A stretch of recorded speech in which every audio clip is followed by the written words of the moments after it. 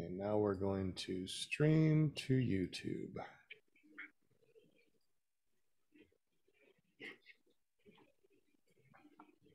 It's another beautiful day.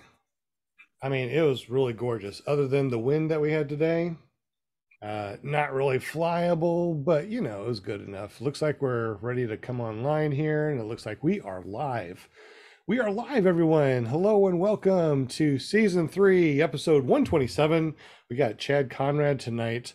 This is going to be a really awesome podcast. As always, we got a bunch of people in the chat. Let's say hello to the people in the chat. We got John Wayne. What's up, John Wayne?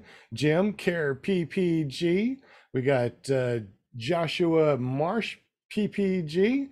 And Bill H joined us. What's up, Bill? And we got some more people coming in. So we are going to say hello to everyone on the panel real quick. So we'll start with our very own Linda Anderson, our Paramom USA chick. How you doing, girl? I'm doing good. Where's the pom-poms? Yay. Welcome, my chatters and my viewers out there.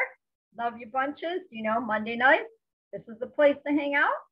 We always have awesome guests, and we got Chad tonight. And so we're just going to listen. He's got a lot of cool stuff to talk about. And just kick back, grab the popcorn, your snacks, and just enjoy the evening, because we are here on Monday night.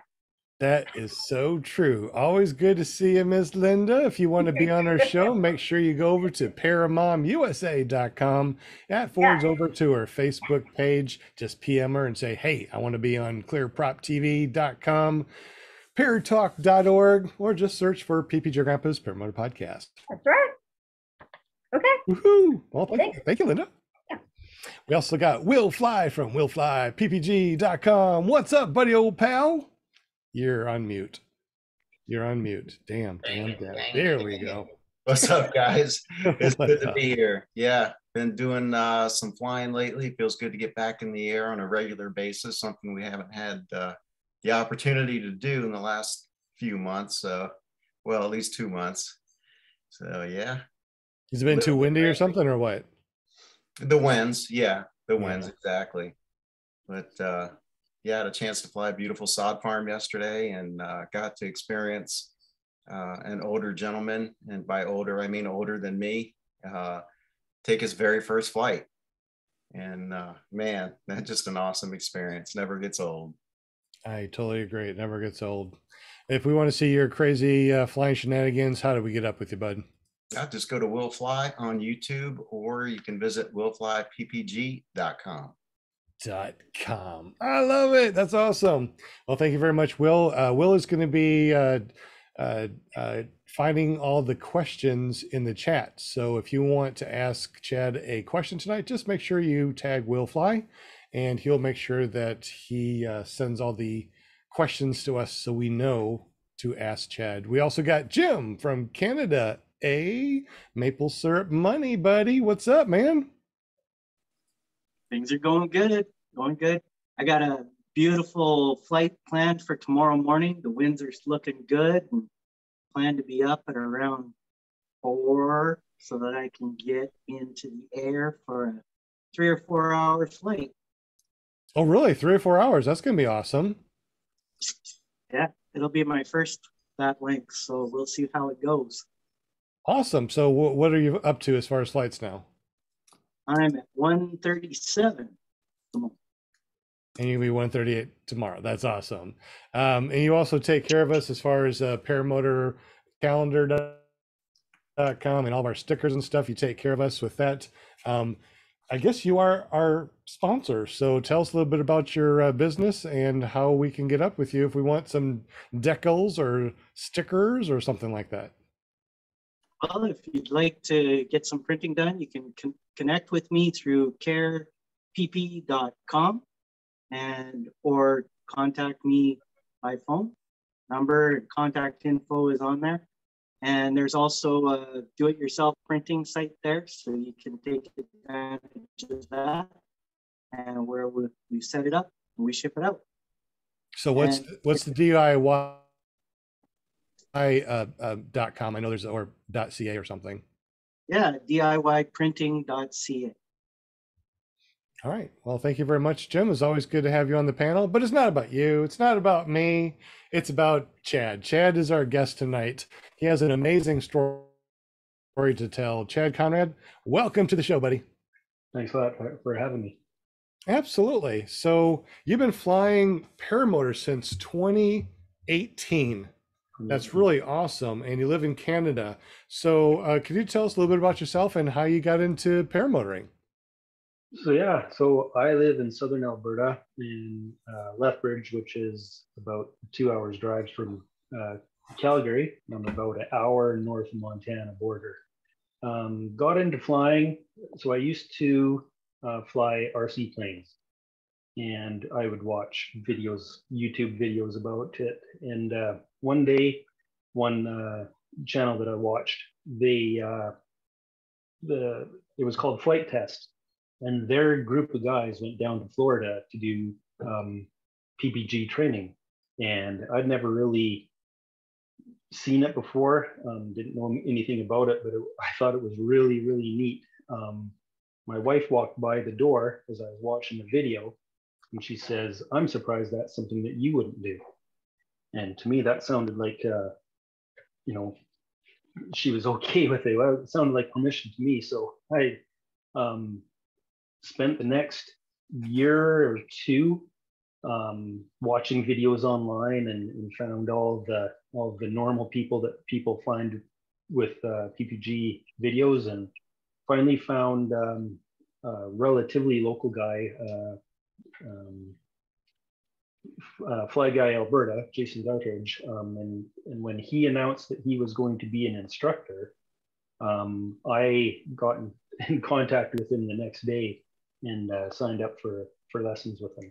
So, because at the time before him, there was only 2 other instructors, and they're quite a distance away from me, and he was by far the closest, and super happy that I went and did my training with him. Just a great experience all around. That's awesome. Have you done any like really good cross countries or anything like that? I haven't done many. The biggest cross country that I've done was just a one-way, which was about 35 miles, I guess, one way from a little town called Fort Macleod to the field that I typically fly out of, which is just outside of Lethbridge. And you said I'm sorry, go ahead. Nothing extreme for cross country. Gotcha. You said on the pre-show that you fly a Moster 185, you're 195 pounds, 5'10", and you have a 28-meter wing. And the first thing I thought was a 195-pound guy with a Moster 185 and a 28-meter wing? Why is that? Yeah, because of the location, our altitude. We're right around 3,000 feet where I fly from. So that was the motor and the wing basically that Jason had said would be right for me. Okay, awesome. Yeah, so, yeah, because when you first said that you're 195 pounds and you had a 28-meter wing, I'm like, I got a 28-meter wing. Oh, but I'm at sea level almost, and you're at 3,000 feet. Now, when you take off at that altitude right there, do you have to run really far, even with that 28-meter wing and that Moster 185? Like everywhere else, it depends on the wind. If it's a nil wind, you're, I don't know, 20, 30 steps and you're into the air. It's not that long, once you get it stable and everything. So I don't think it's that long, but I don't know. Okay. And then what is your actual motor frame? What do you actually fly in the Kangut Classic. Oh, which okay. is that Canadian made frame. Yeah. And what was the wing? The wing is a Dudek Universal 1.1. Okay. Have you flown any other motors or wings in your long career of flying motors? Not very long. I started out with a Polini, and a Polini 190, and I had issues with it. That's the motor that I learned on, did all of my training on, and then I was unhappy with it. It basically And that's when I got the Moster. But the one thing about having a crappy motor is that you really learn how to always fly with an out. Like I had so many motor outs during my training. I had more motor outs landings than landings that I killed the motor on. It was crazy. Was it Like because I've had, the motor itself was dying on you, yeah, or that's was it right. was Yeah. it a brand new motor? Yes, yes, it was. Really? Yeah, I had real issues, fuel issues. It would lose its prime somehow, and we never did figure out why. But yeah, I've had at least 50 motor outs in my time flying. Holy smokes, that's a couple more than me. Actually, that's a lot more than me. I guess you got really good at spot landing too. I got really good at defensive flying, of always having an out. Always, I'm always flying higher than I wish I would, and I'm always looking where do I land if my motor fails. Wow. Which where I fly is usually not an issue. It's the prairies. You have to look for power lines and stuff. That's your biggest issue around here. Trees aren't really an issue. Okay. Jim, I think there's a question in the chat. You want to ask that? Yeah, there's someone who's asking, Fly Swamper is asking, have you gotten the opportunity to fly the big trestle bridge? It's funny. I was within about I would say 300 meters of it on yesterday morning. I've flown down the length of it a couple of times, but it's in a really strange spot for wind. If there's more than a 10-kilometer wind, it throws a lot of rotor and gets pretty uncomfortable pretty quickly. Okay. Yeah. Well, one of the reasons why you're here is because you had a ground starting incident and you got hurt, unfortunately. And I'm glad that you're healed up. What year was it, and what happened exactly? So that was 2019, and it was after I'd got my change from my Polini to the Monster. And so I was gearing up to go on a long flight with a friend. So I had lots of fuel in the tank, and I was getting all my gear ready, and I wanted to start up the motor, let it get warmed up while I was getting my wing and everything else ready. And I made, like I said, I made the conscious decision to be lazy. And it's straight up the only thing. I'd done a pre-flight on everything. Everything was normal, just the way it should be. There was nothing odd. I did check the throttle to make sure that the butterfly valve was opening and closing with the throttle. Made the conscious decision that I didn't want to pick the motor up, to put it on my back, to start it, to set it back down again and let it warm up. So my one and only time that I've ever ground started a motor, it went full throttle and pushed me to the ground and started chewing on my arm. Now I've seen the pictures, and we're not going to show those pictures on here, but I mean, it wasn't horrible. I mean, you really got lucky on what happened. So when you had that prop strike, it was on your shoulder. Was it your right shoulder? Left. Your left shoulder. And all it did was take off the skin, and it didn't get into the muscle or anything else. So you really got lucky on this. I cannot understate how unbelievably lucky I was. Like it had about a softball size piece of skin that was missing on the kind of the leading edge of my shoulder. And then I had a couple of little prop strikes on the bottom of my, just above my elbow. But yeah, it took nothing but skin. Like it didn't go into the muscle. It didn't go into that little thin membrane that covers the muscle.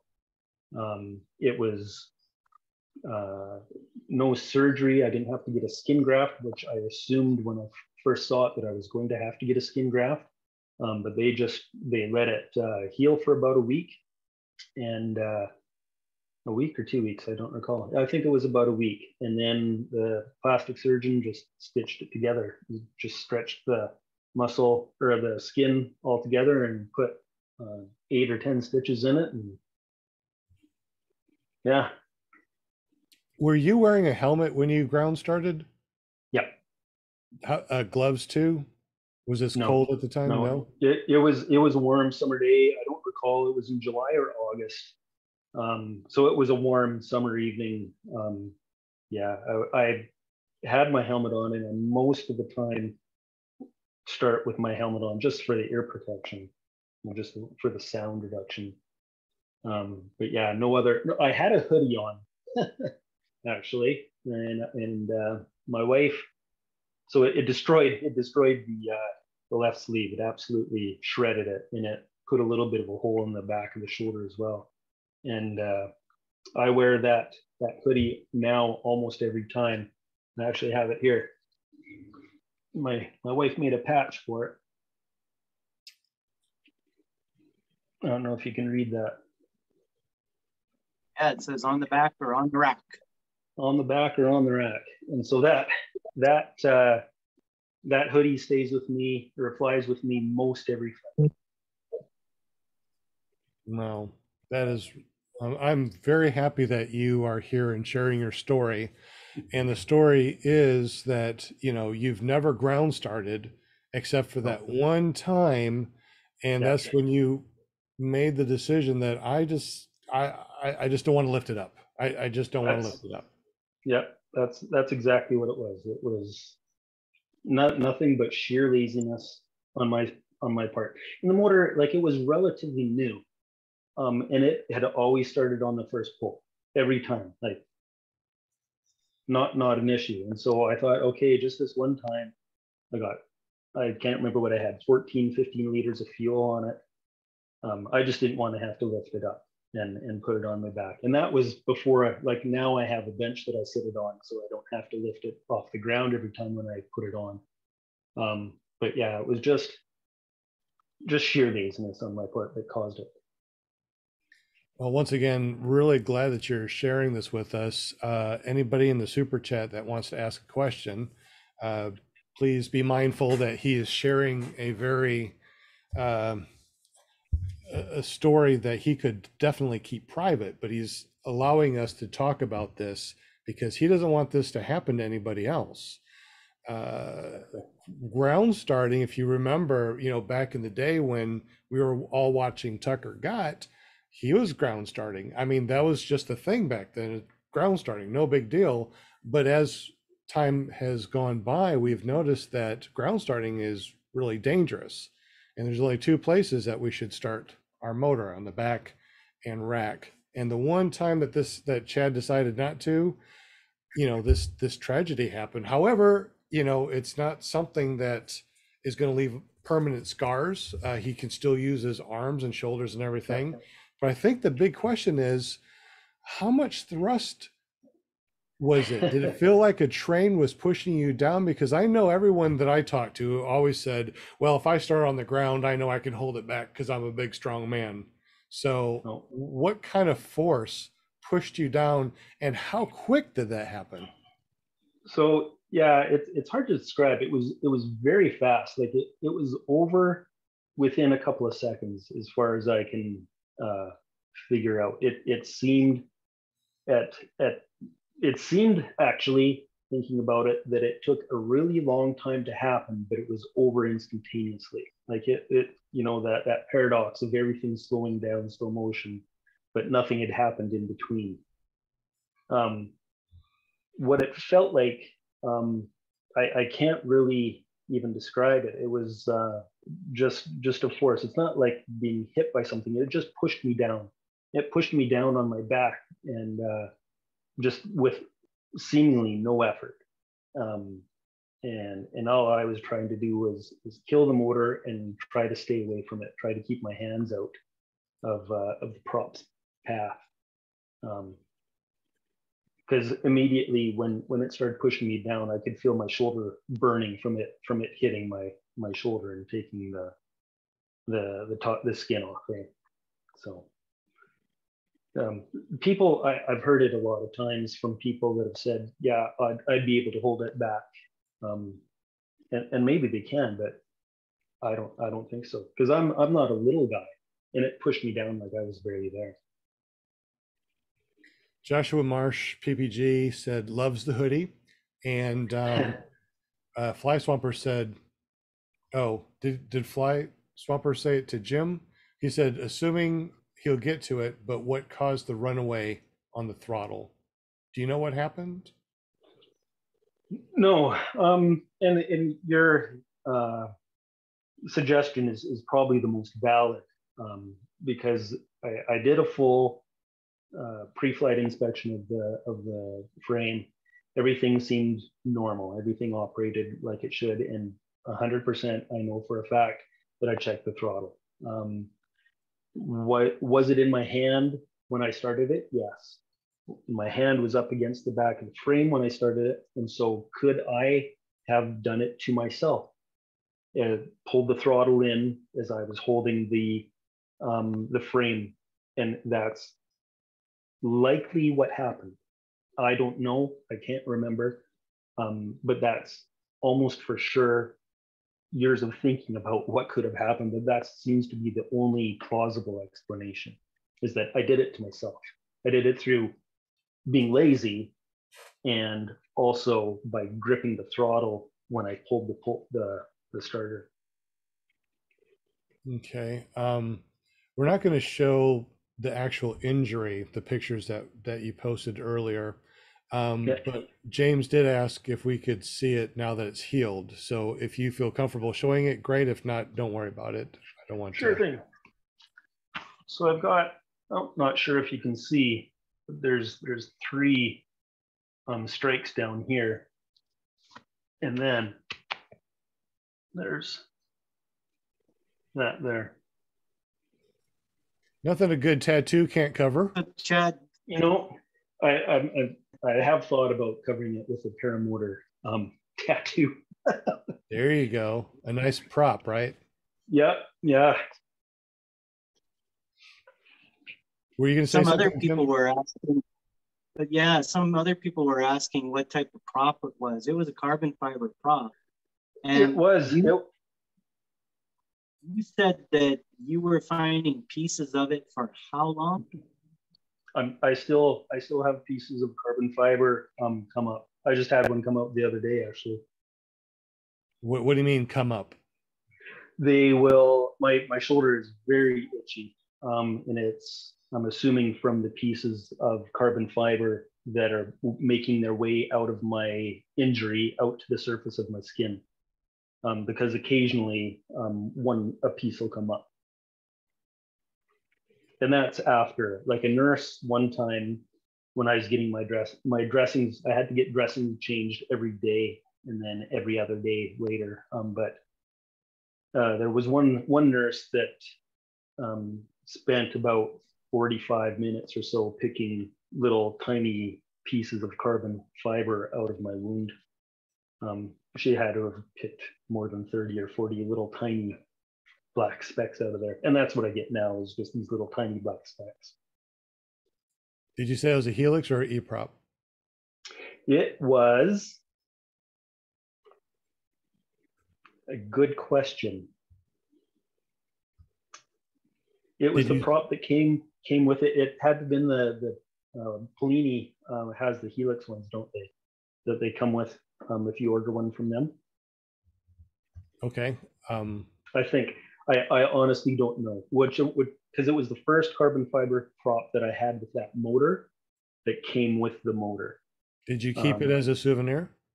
No, it was just the pieces were maybe about six inches or so off the hub, so there wasn't much to. Oh, so it really just shattered when it. Yeah. Do you think that it hit did it hit your cage too?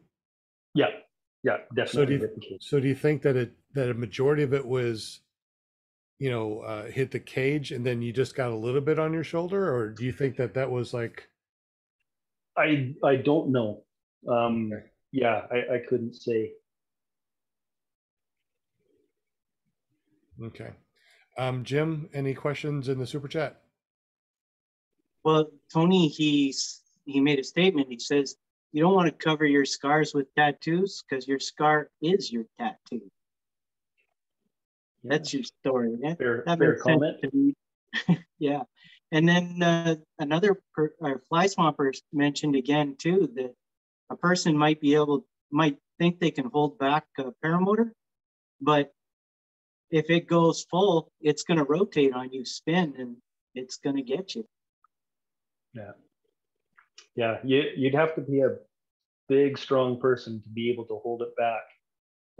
Man, especially when you're not, like, everybody that I've talked to always says, oh, I could hold it back. I'd be ready for it. I was ready for it. Like, I was ready. Like, I was sitting there with my hand on the frame to hold it back when I pull started it. And it happened so fast and it was over so fast that I have vague recollections and feelings of what happened. Like, it was so fast. It was too fast to really register. Okay. Anybody on the Was panel it have any easy? questions? I'm sorry, what did you say, Jim? Para Ninja asked, how did you kill the engine? With the motor kill, the kill button on the throttle. Did it work the first time? No, it did not. You're in panic mode, and I can remember distinctly pushing and releasing the kill button, and then pushing and holding it in that couple of seconds that those things happened.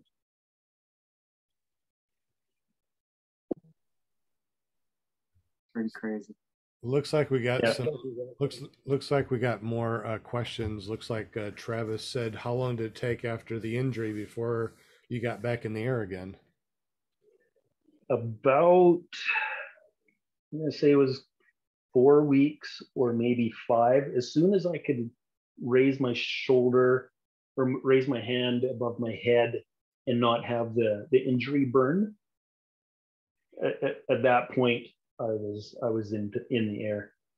Yeah, So would you say 5 weeks? Is that what you said? About 5 weeks? 5 weeks is Okay. probably what it would be. Wow.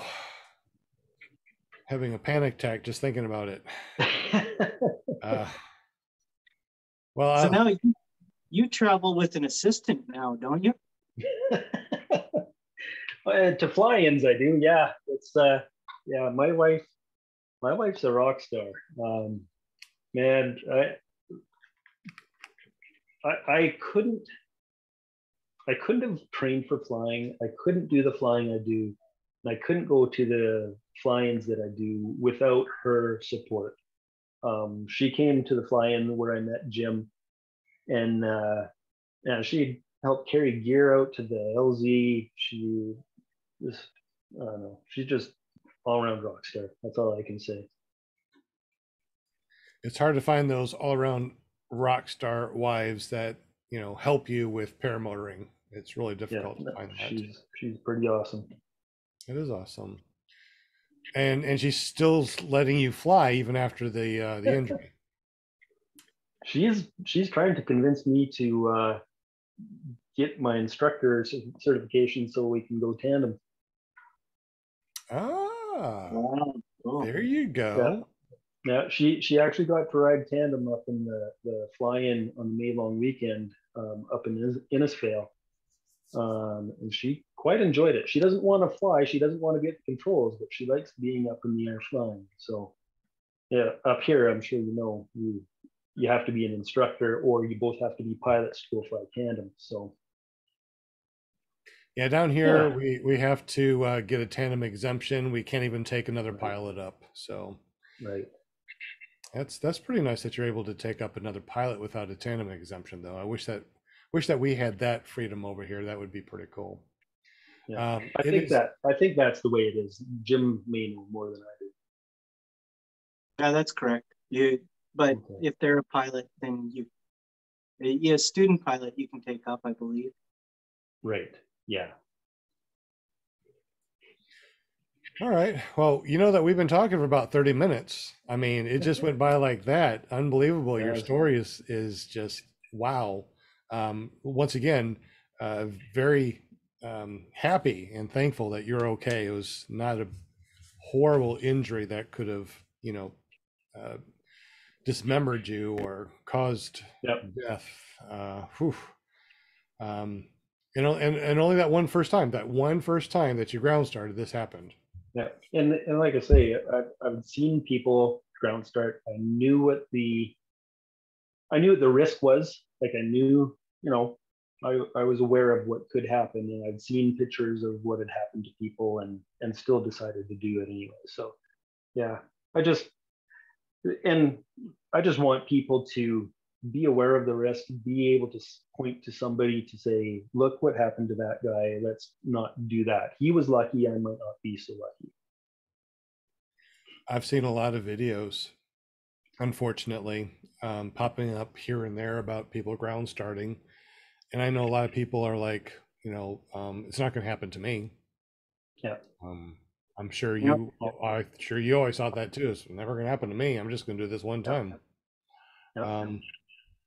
But anyway, I appreciate sharing the story. But let's go ahead and move on to other fun things. Now, you say that you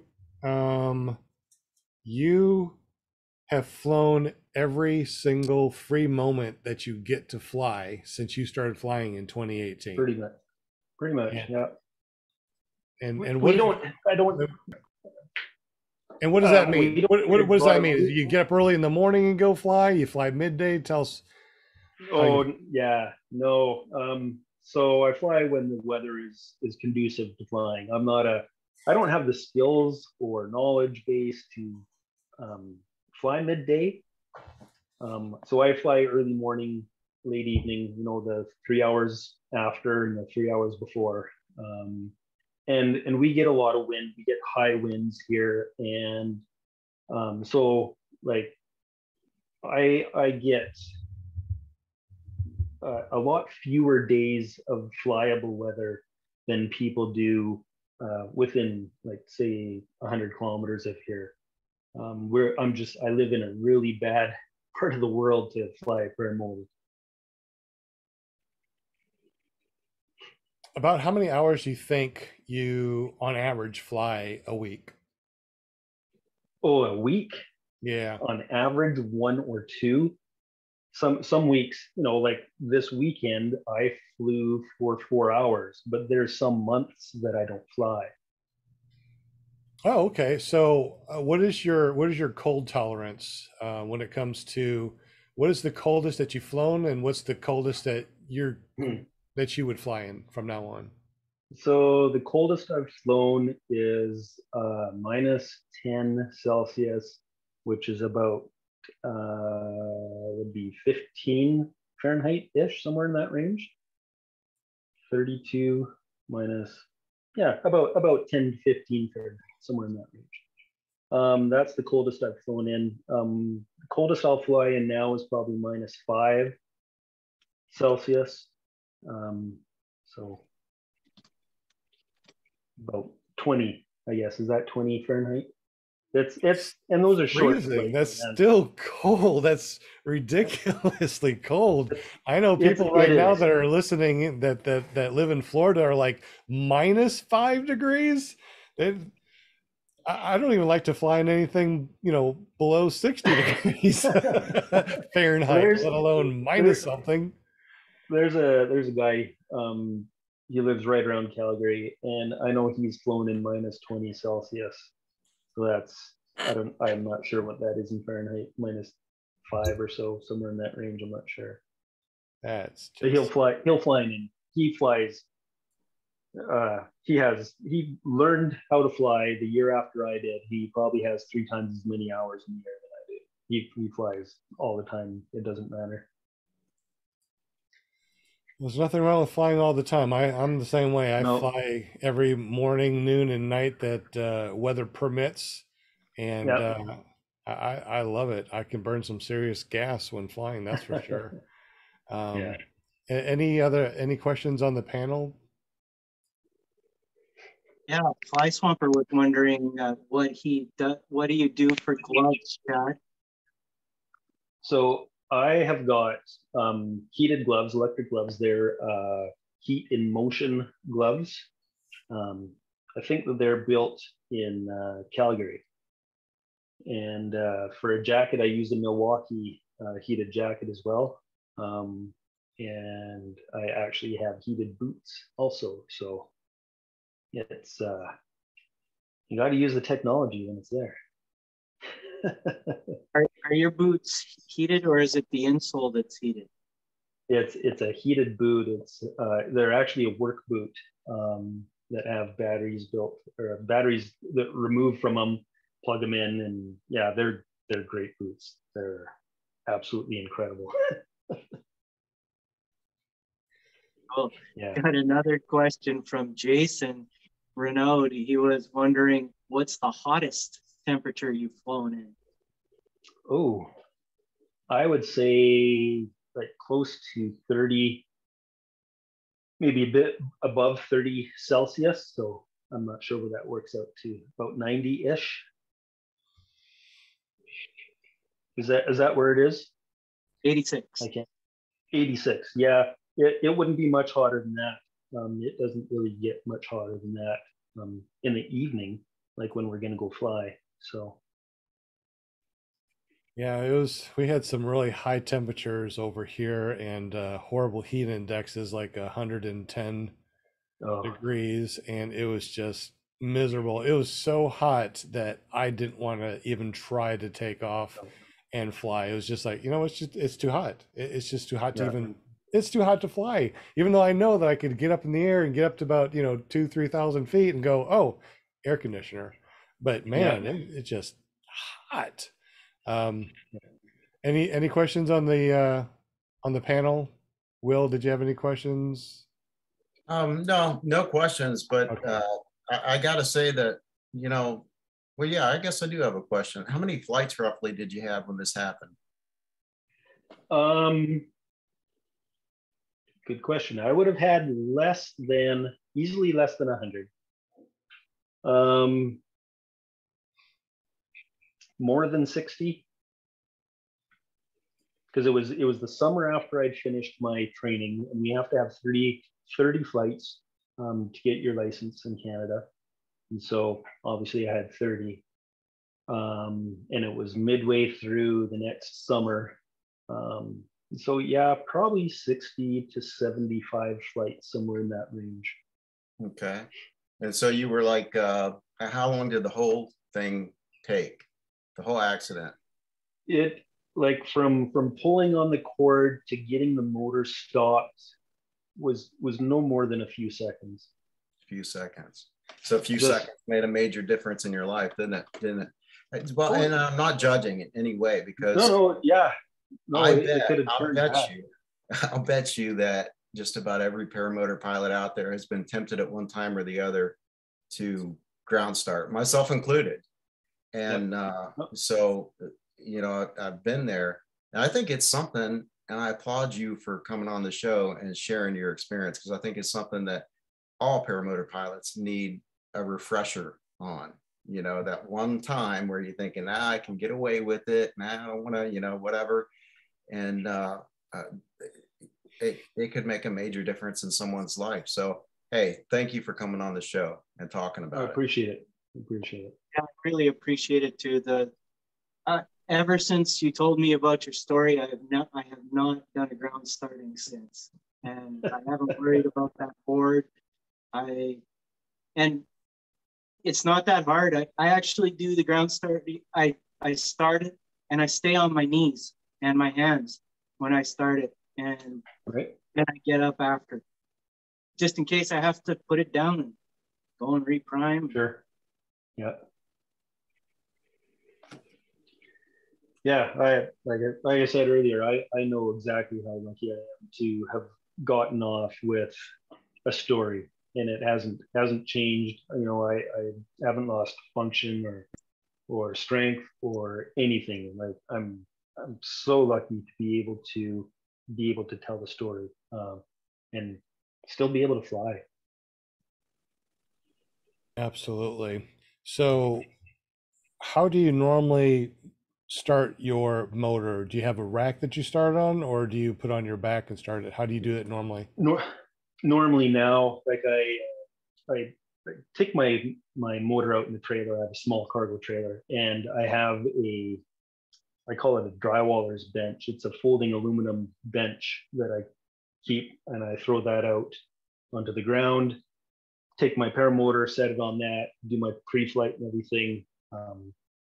Put it on my back from there, which is almost at a standing position, and start my motor. If I have any issues with starting it, or I'm tuning it or whatever, anything like that, then I have a board that I've made out of plywood and 2x4s and E-track to hold it down. So, but most of the time when I'm just going flying, I'm just on my back. Do you fly by yourself, or do you fly with other friends? And if you do fly with other friends, do you have them start your motor, or are you always starting your motor yourself? I about 50-50 for flying with friends. There used to be two guys that I did my training with, actually, that I flew with. One of them's moved out to the coast now, so it's just me and another guy. And I'll start it myself almost every time. I might get them to reprime it or give it another prime if I didn't quite get enough. But that's pretty much it. I'll just start it myself. Okay. For the people that are listening in the super chat live, if you would, do you normally start it on your back or a rack? What is your normal? What I normally do is I start it on my rack that's on the back of my car. I start it up, let it warm up while I take out the wing and all that stuff, and then I will kill it to make sure the kill switch works, and then I'll bring it over and set up that way. How do you do it, Will? As far as starting yours up, do you have a rack, or do you just always do it on your back, or what?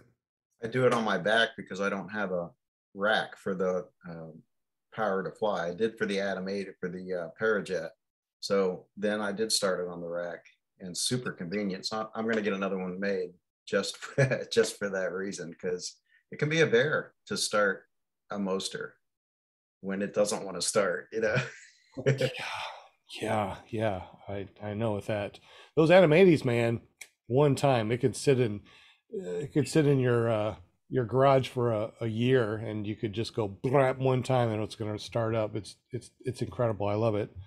I wish that the Moster would do the same. Mm-hmm. Yeah. Jim, you have a Moster? Yes, I do. And how do you start yours? Do you have a rack, or do you have it, or do you just start on your back? I started on my back. Do you? Yeah, but I just kneel on the ground and it started. All right. Looking on the super chat to see if anybody says anything. Can we find him on social media? He's not a social media guy. So he does have a YouTube, but doesn't really YouTube very much. Jason says, I have and I won't do it no more. Oh, okay, good. He says his back. Avery flies back. I don't have a rack. Para Ninja. Honestly, I've been ground starting for about half the guys I fly with. It'll push me back from starting doing the ground starting. Okay, that's good. I'm glad that Para Ninja's gonna like not do that anymore. That's why I got E-prop or a E-start, says Travis D. Moster usually starts when I'm pulling it to the top dead center, says Jason. All right, so looks like we got half and half. Para Ninja said he's going to try to modify the hitch so we can start on that. Fly Swamper says on a rack, it's worth it, not just for starting, but for making it easy to get into. I guess so, yeah. So it seems like, we got 50-50 back and rack. Mm-hmm. Okay. Well, that's awesome. Like I said, I'm so glad that you're feeling better and that you're healed up. If you do get a tattoo, we definitely got to bring you back so we can see the tattoo. But anyway, I got a question. Linda's got a question. Okay, go ahead. So you're talking about, okay, the ground starting. Okay, so you said the rack. What are we talking about with the rack? Because I never see like on Facebook, like what is it? Is it just like, is it just something that you say, you call a rack, but is it something, a rack? You hang it on something?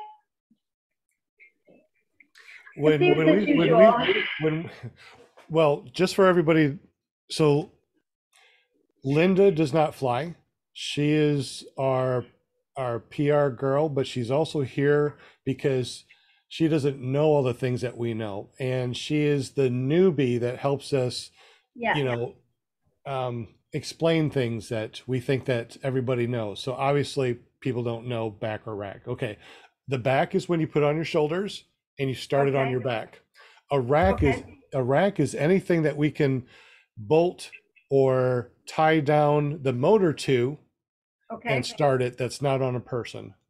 So I have a hitch on the back of my car that has a thing that I keep my motor on, and I can start it that way. Other people have like a board or something that they can put the motor down on the board like a piece of plywood and start it that way. So a rack can be anything that you put your motor actual person.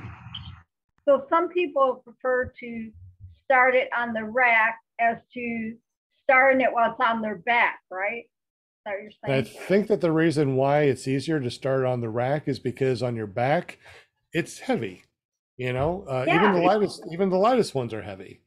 So I think that's the reason why Chad said originally, it's like, man, I got the full tank of gas. I just don't want to lift it up and put it on my back. And Okay. Wow. Okay. So everybody kind of does it what they feel comfortable with. Yeah, usually a back or rack or something. Will Fly is showing something there. Paramotor rack. So if you're watching this, how heavy is that? It's connected to your car. It's on a hitch. Oh, I got you. Okay. All right. And they're all designed differently. Some are designed just for a specific paramotor, and some are just a general hitch that you can put on the back. Like I got one from Harbor Freight. It's like $39. It's the one that you put like a big cooler on the back, but I put my paramotor on the back.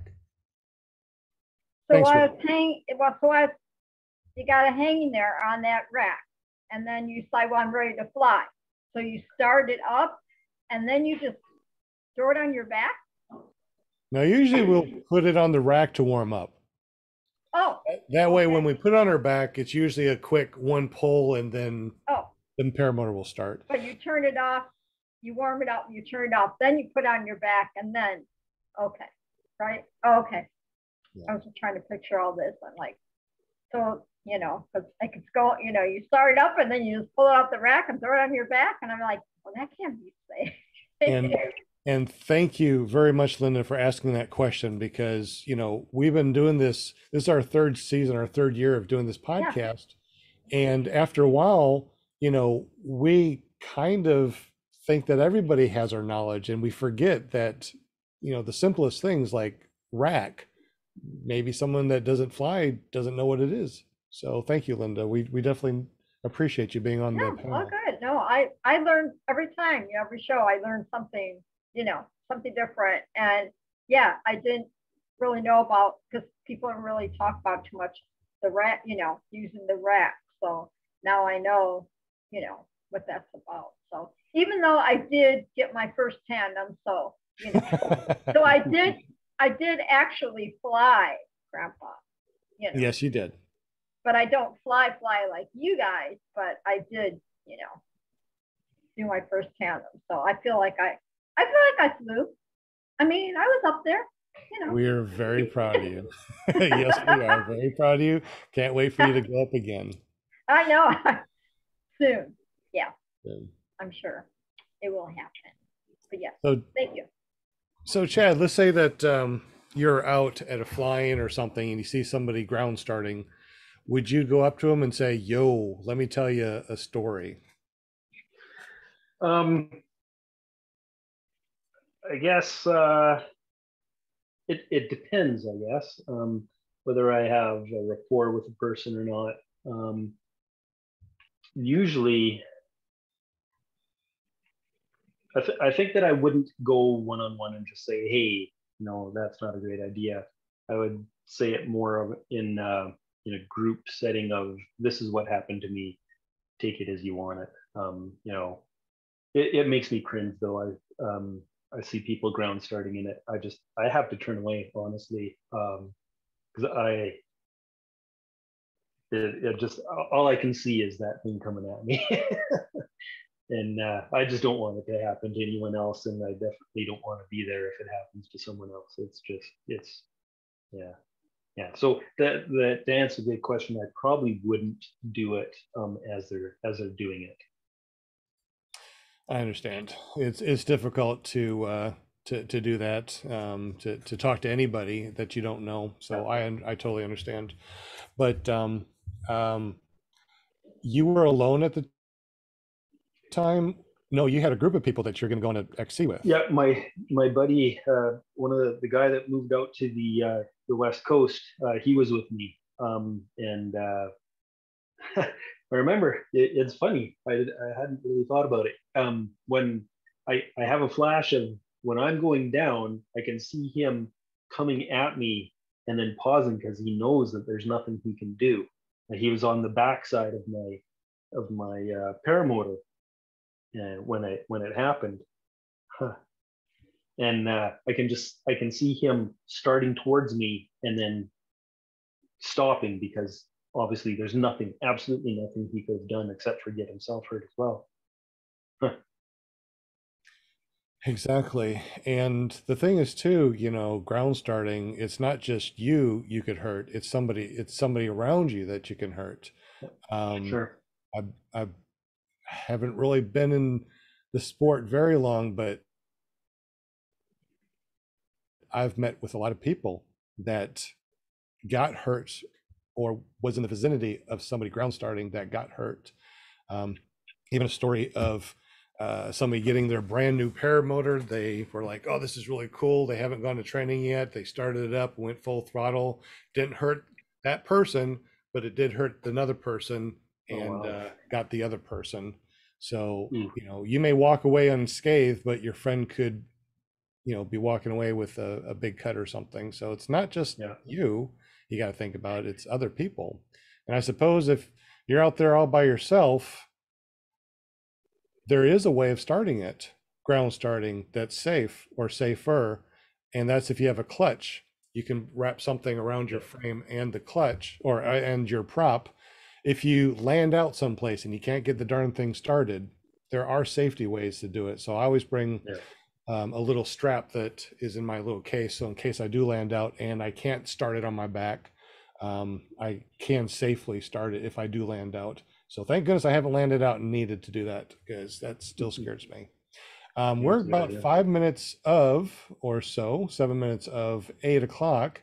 And this has been an amazing podcast, amazing guest. Chad has jumped on here and told us a story about that one time in his 3-year flying career, he decided to ground start, and that one time it went full throttle, even after he checked it to make sure that the linkage went all the way in and out. It still went full throttle.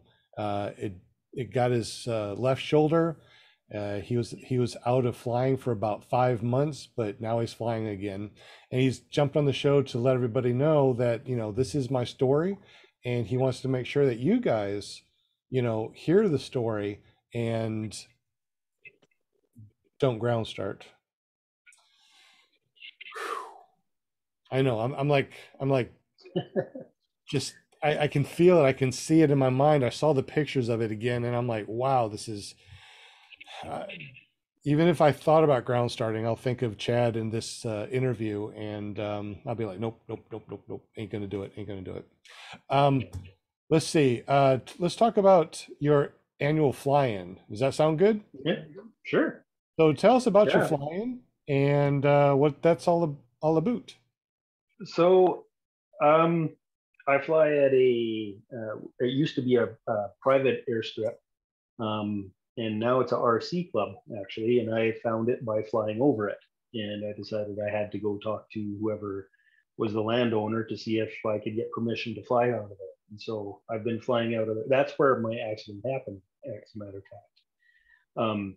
But last year, after all the COVID stuff settled down, I decided that we needed to have more fly-ins in Alberta because, as far as I knew, there was only one other one that happened irregularly.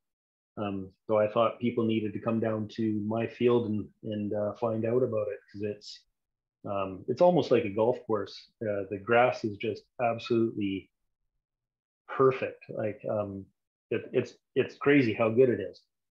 There's an area that's about there's a runway that goes into prevailing wind that's not quite a quarter mile long, but the majority of where we would take off is about 400 feet square, and so we can take off of it from any direction.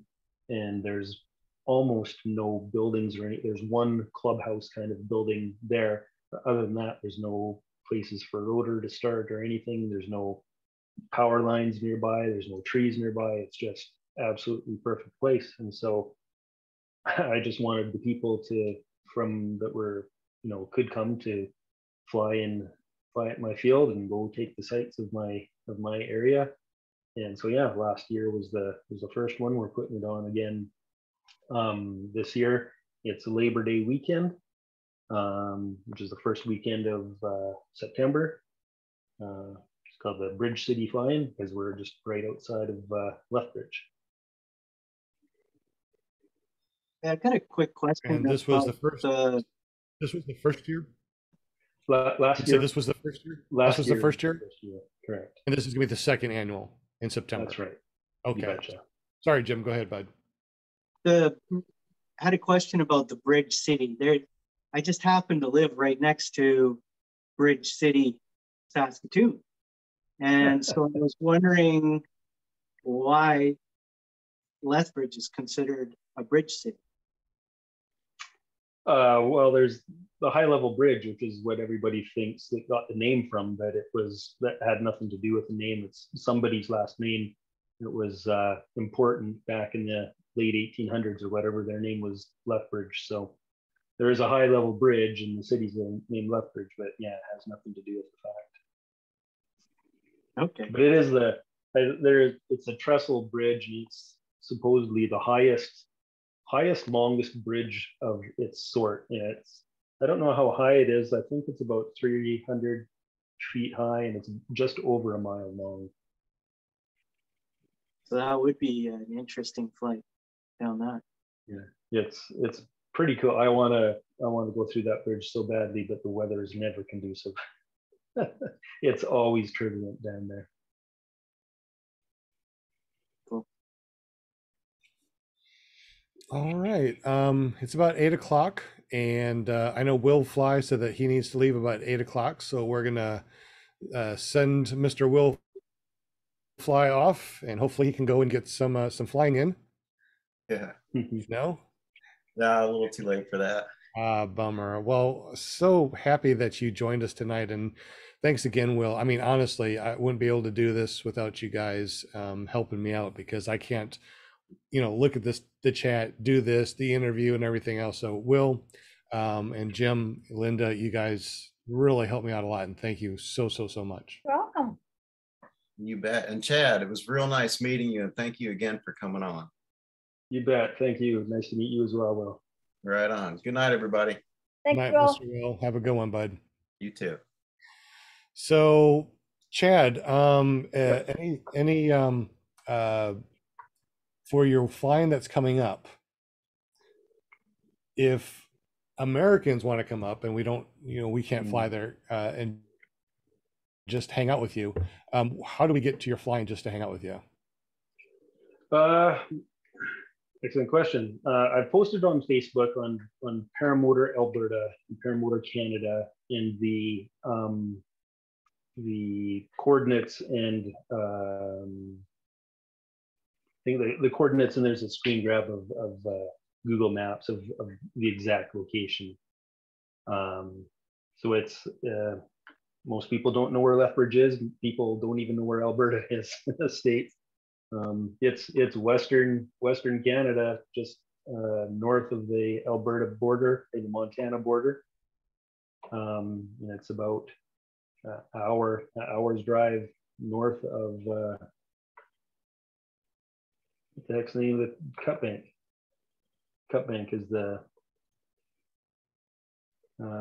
border crossing there, or Sweetgrass. Yeah. Wish I could make it up there. I wasn't able to make it to any fly-ins over here. Have you been able to make it to any fly-ins down here in the States? No, but I would really like to. It seems like it's a lot of fun, a lot of great people, a lot of things to learn from people that have been doing it for a long time, and just great to go to see different locations and go flying. That would be fantastic. Hopefully next summer though. Gotcha. We got 14 likes. If you guys like this, please like it, and that really helps us a lot. We definitely appreciate you. Thank you very much for joining us tonight. Anything else, Jim or Linda, that you'd like to ask Chad before we close out for the night? Or any other questions in the super chat? I was wondering how many people he expects to show up at the fly-in. Last year we had 12 show up. 11 one day, 11 the next day. There was one guy that was there the one day that wasn't the next. But yeah, so 11 pilots each day. Okay. Yeah. And how was the weather? Hopefully, how was the weather?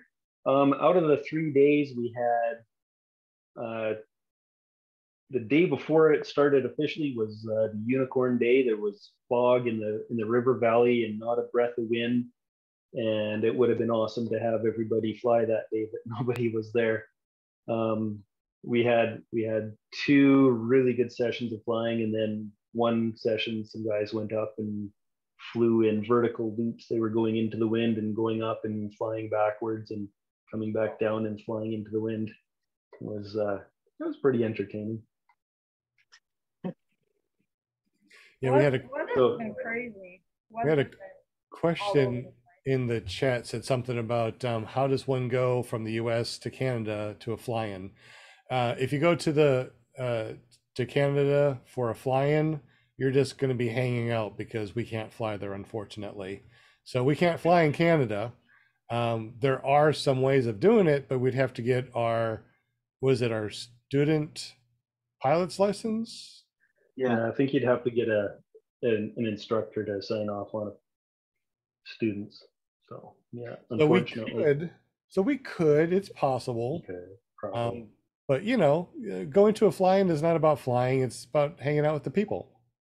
When I go to a fly-in, it's like I don't do a whole bunch of flying. I like to hang out and meet new people, meet all the people that I've seen online, and watch their videos and listen to their story and stuff. It's like I finally want to meet up with people. And it's hard to do that when we have a bunch of Canadian people that we watch on YouTube and we bring on the show. I would really like to go to Canada. I love Canada. It's so nice. I've been there so many times. Just a beautiful place. I still got my loonies and toonies. I'll never get rid of those. And it's just a great place. People are wonderful, very, very kind, and their money smells like maple syrup, and I like maple syrup. Anyway, any other questions in the super chat, or any other questions? Deweese Milstead was wondering where you got that shirt from. The shirt that I'm wearing? I think the one that you're wearing, yeah. The shirt that I'm wearing, I got from the ABC store in Maui in Lahaina. There you go. Nice. I have patches. I want one of those patches that say backer rack. Those patches are cool. Your wife needs to sell those things. That's great. I mean, they need everything. Yeah, exactly. Yeah, well, Yeah, I've got a That's small cool. one. Like yeah, we've designed a few, like the patches that I make for our fly-ins. I've designed and my wife makes them, and so yeah, I have several patches that are demerit awards, like needed stitches or ran out of fuel or tangled lines. Lots of goofy things that have occurred to me about what the opposite of the Boy Scout merit badges, Mhm. right? There you go. No, Flash Swamper says Maui is where all true Canadians go for vacation, I think. And I love Bill H Maui. said that he was born in Canada too. oh, I didn't know that. The things that we learn when we go to PPG Grandpa's Paramotor podcast, man, you learn things about paramotors. You learn, where Canadians go to That's right. vacation. That's right. My birth mom, I'm adopted. So actually, I found out years ago, my birth mom is French Canadian. So there you go. Yep. So I just got to share that. See, I never knew that. That's awesome. Well, it's been an amazing podcast and amazing story. I know that I've really enjoyed this. I enjoy all Mondays. I enjoy all guests, but this is really good because I'm really hoping that this might catch somebody, and somebody might listen to this and go, you know what? I was going to ground start today, but I saw the podcast or I heard listen to the podcast, and I'm like, you know what? I'm not going to do it. And it might save your skin, literally. Yeah. Yeah. Absolutely. No, Any words of wisdom, Mr. Jim?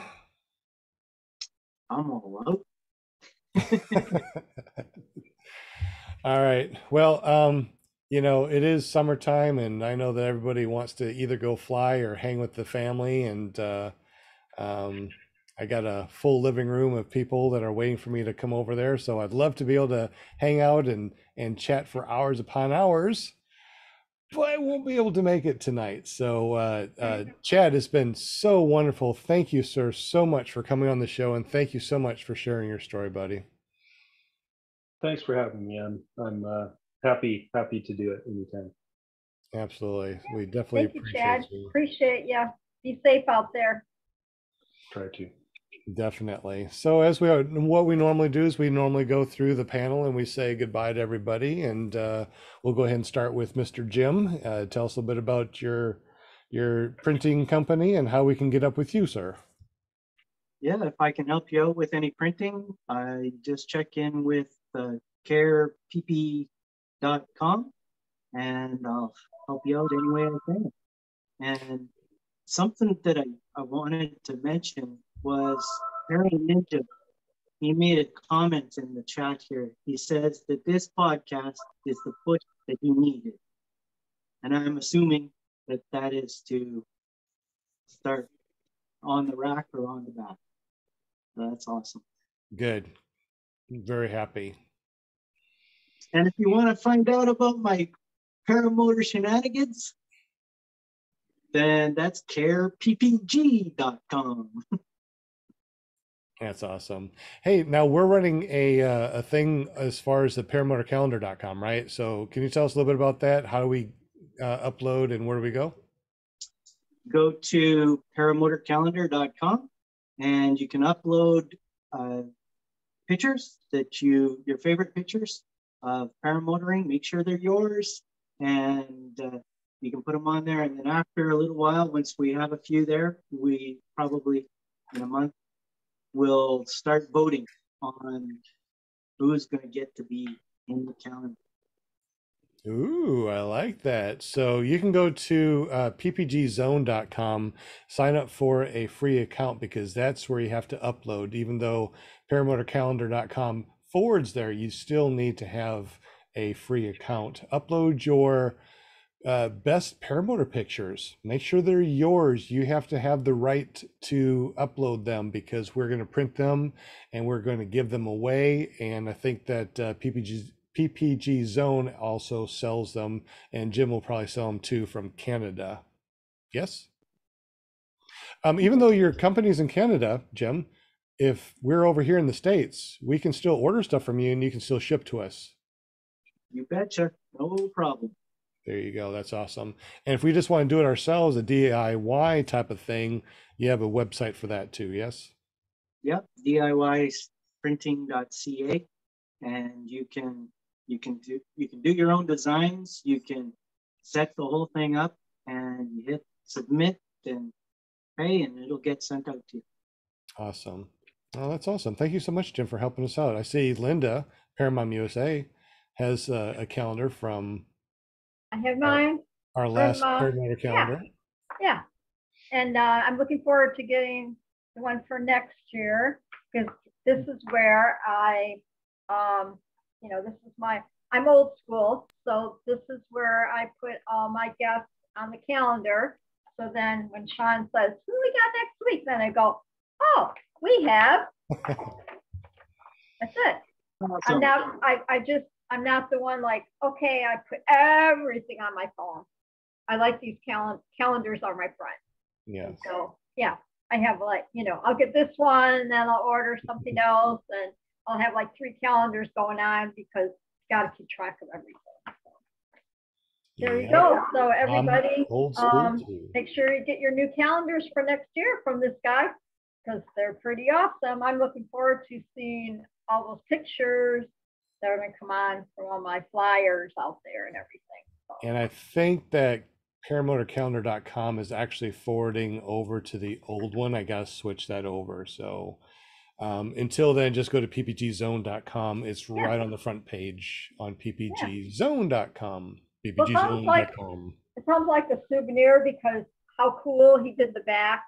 So we can just kind of see, the whole history of PPG, with the clear prop TV, shenanigans and all that stuff. So that's pretty cool. I'm going to keep this. This is really cool.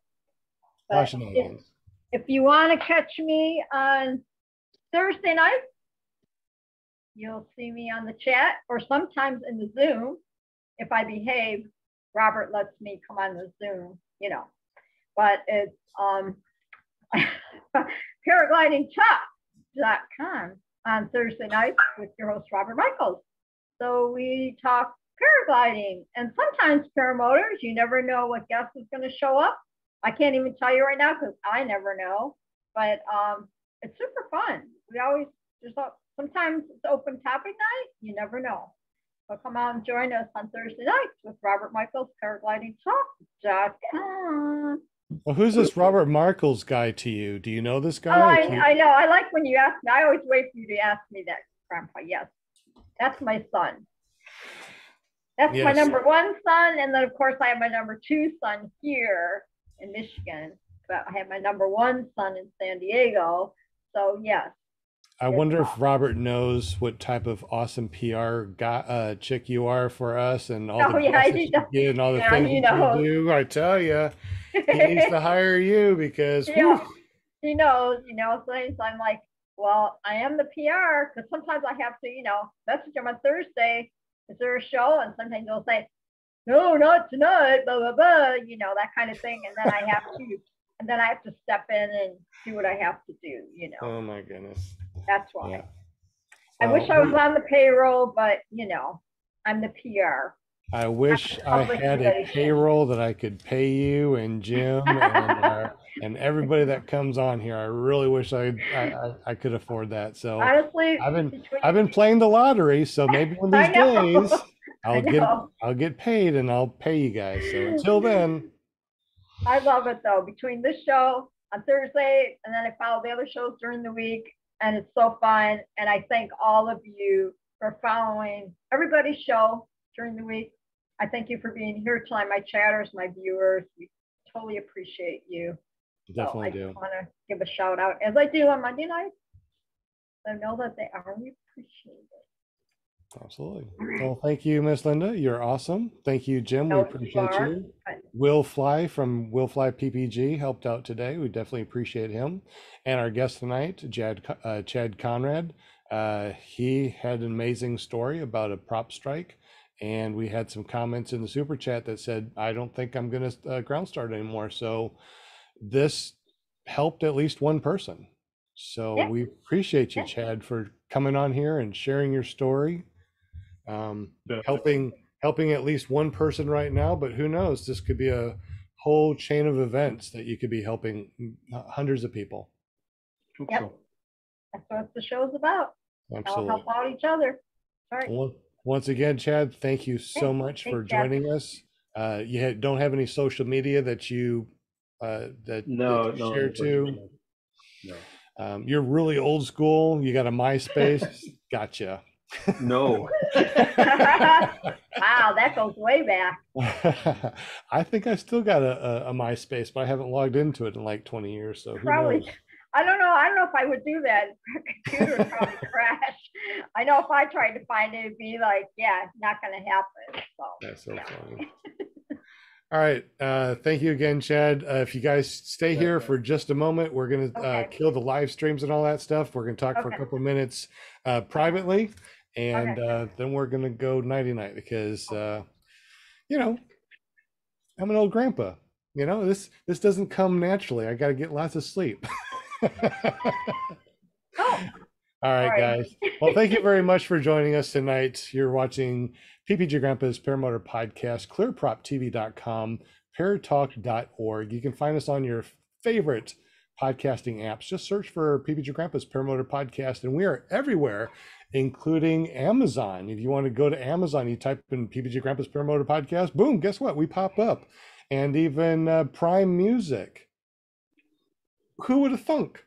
But anyways, we appreciate you. We get about 500 to 1,500 people listening to our show, either live, Memorex, or our audio that we have out there. So we definitely appreciate everyone that has listened to us over these last 3 years. And, you know, if you want to find me, I'm PPG Grandpa. So you can find me at ppggrandpa.com. Chad, once again, thank you, sir. We appreciate you, buddy. Thanks for having me. Y'all have a great evening, and we'll see you tomorrow, maybe at, is it PPG Shane still doing his, or PPG Lear still doing his on Tuesdays? If not, paramotorgirl.com is doing it on Wednesdays, an all-girl podcast. Yeah. So we'll see you someplace, somewhere, somehow. Y'all have a great evening. We'll check you later.